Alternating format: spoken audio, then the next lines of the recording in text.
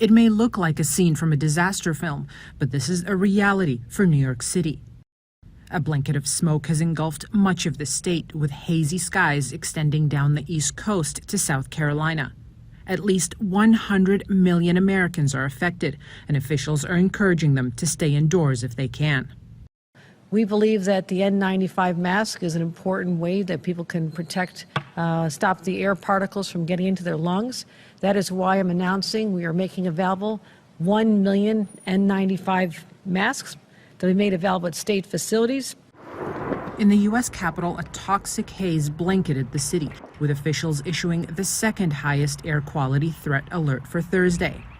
In a phone call, President Joe Biden assured Canadian Prime Minister Justin Trudeau that more help is coming to tackle the source of this record-breaking pollution: the more than 350 fires burning across Canada.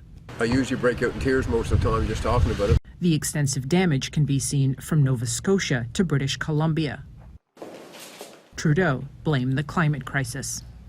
Whether it was through the pandemic, whether it was readjusting to school, whether it's now dealing with wildfires that have everyone really worried, and smoke that's preventing them from going to play outside. I want to thank kids for continuing to play safe, to be safe, and to help around the house and to help their families get through these scary times. Down here, we're not expecting any reprieve from all this smoke until late on Sunday. Yasmin Al-Sabawi, TRT World, Washington.